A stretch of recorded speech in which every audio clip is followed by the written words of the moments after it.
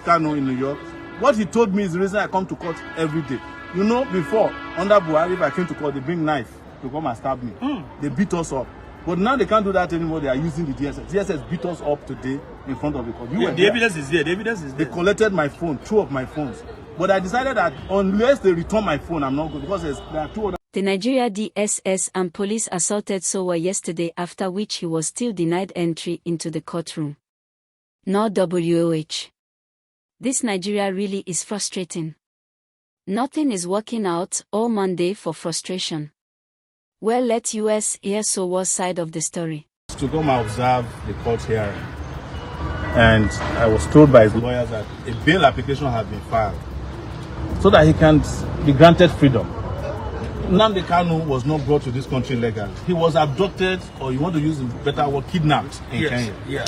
And put on a plane. The Kenyan government is even saying they don't know how he was arrested in Kenya or abducted. So the process of bringing him to court was illegal.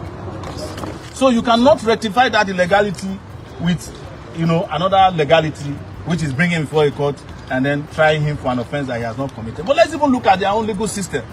From the courts here of first instance, where he was first brought, the Court of Appeal granted a ruling, a judgment, that Kanu committed no offense. A week later, they went and did their rule, they stayed the judgment. They were afraid of themselves, they couldn't speak the truth. Otherwise, they would have quashed the charges at that level. Go and look at nearly discharged and acquitted Nnamdi Kanu. But I think because of the hands of these people on the ground, a lot of water passes under our justice system breaches. So if you are bringing him to court and you have said that he did not jump bail, that is what the Supreme Court said. Because somebody who is living in his house quietly, respecting the law, and he went and invaded the place and he escaped barely by whiskers, cannot be said to have jumped bail. That's what the Supreme Court says. So if he didn't jump bail, what the judge should have said today, if we don't even need another application for a new bail application, it's just to restore that his bail that he was enjoying before the Nigerian army went and violently violated the bail conditions of that period. That's what they should have done today. So you had an encounter with the security agents at the outside, yes. I've been having encounters with them since I was in the university. You were restricted from entering the court. I was restricted from entering the court, even though my name was on it. And I also had another business in the court, which is to pick up the certified true copies of my own case. Because I want to sue them. I want to sue them for 100 billion for prosecutorial misconduct and wasting of my time for 5 years. And also seizing your phone today. They also seized my phone today. But I was able to get my phone back because they still have 3 of my phones with them, which they might have given to their side chicks. I don't want these phones to go back to their useless side chicks. When they steal your phone, they go and give it to either their children or their side chicks or their wives.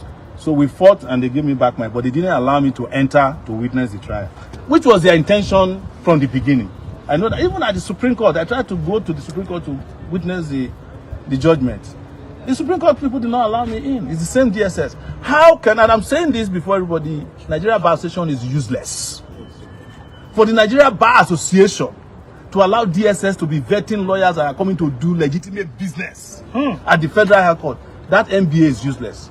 But to further know how useless they are, when my case was being tried in this court, the American Bar Association was sending online involving my case. The Nigerian Bar Association never came to court to witness my trial, even though they have a human rights body, part that is called SPEDEL or whatever. They are more interested in conferences. They will go from one conference to the other. They don't stand up for human rights. The other time, before that useless Buhari left power, they went and were clapping for Buhari at their national convention. All right, so when he said that there's no problem with, violating the fundamental human rights of Nigerians when national security is involved, they clap for him. Let me interject a little bit. You made mention of the fact that the way they repatriated Nnamdi Kanu back to Nigeria was illegal, and which was the statement already accepted by the Supreme Court. Yes. They now said, no matter what that illegality means, does not in any way flaw the process that he should go back to the Federal High Court to answer the remainder of the 8 community charges against him. And then the matter was supposed to start on the 8th of February, but the federal government failed to make an appearance. and of course started today, and of course they're listening to bail application. Now the question is, do you think this case that has lingered for 3 years has become more political than It was agitation of political from the beginning. It's just like my own trial too. Treasonable felony, treason.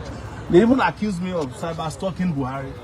When my lawyer, Femi Falana, asked them that, do you know that in this law, the Cyber Crime Act, that the person who claimed to be cyber stalked must come to court to come and testify? Yes. They removed the charges. Because Buhari know the hair work. Buhari has ear infection. How did he know? Somebody who is not even, who is barely absent throughout his 8 years in tenure. So it's the same thing with Nnamdi Kanu's case. What is he asking for? He's asking that, he's agitating that they want to leave Nigeria. Everybody, as I keep saying, is agitating to leave Nigeria. Is that you are leaving, you are agitating to leave as a group, or you live on your own, which they call Japa? Yes, now That is secession. Yes, now. Japa is just legitimate secession from Nigeria. Yes. Where you go, and as soon as you reach that country you are going, you said, I'm renouncing my Nigerianship. Yes. That is secession on an individual level. So if you are not stopping people who are doing Japa at the airport, why do you want to stop Nnamdi Kanu who says, I want to live with my people? Yes. And if you don't want them to live, give them what they want. Yes, justice.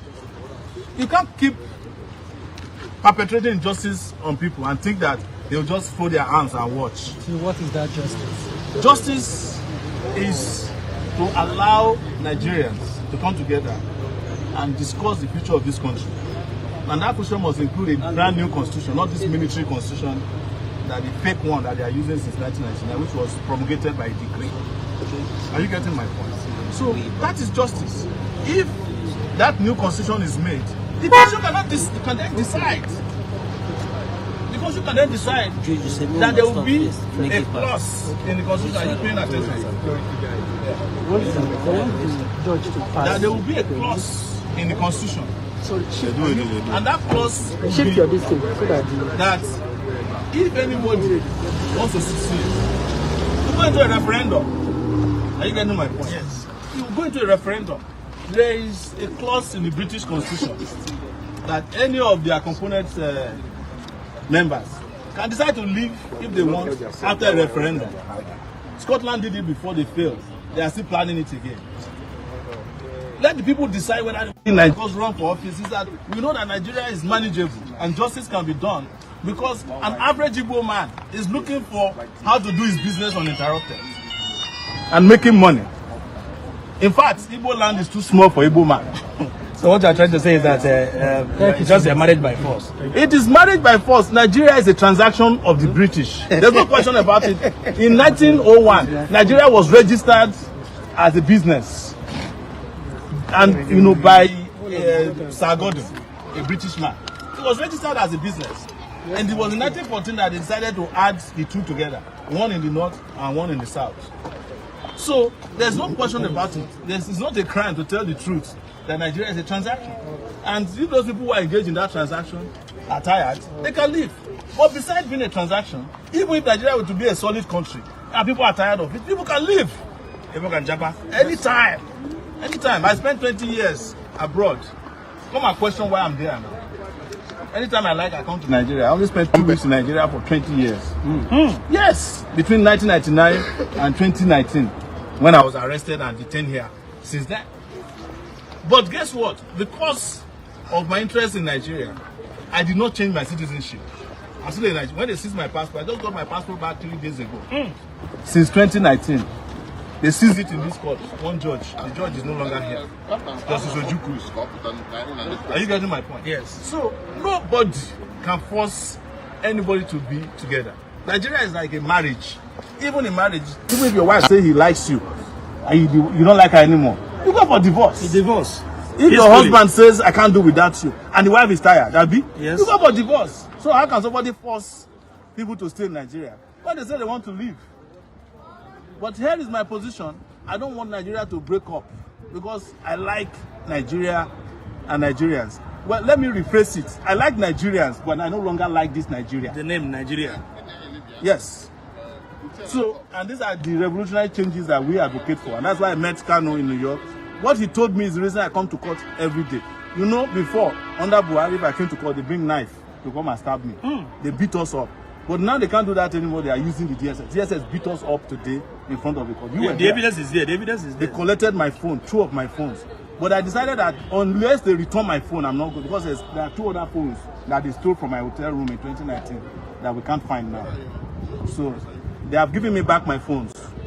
And we are fine. I'm going to collect my CTC. But let me use this opportunity to call on Nigerians that there's going to be a major protest tomorrow. Heavy one. Heavy. Is to end hunger.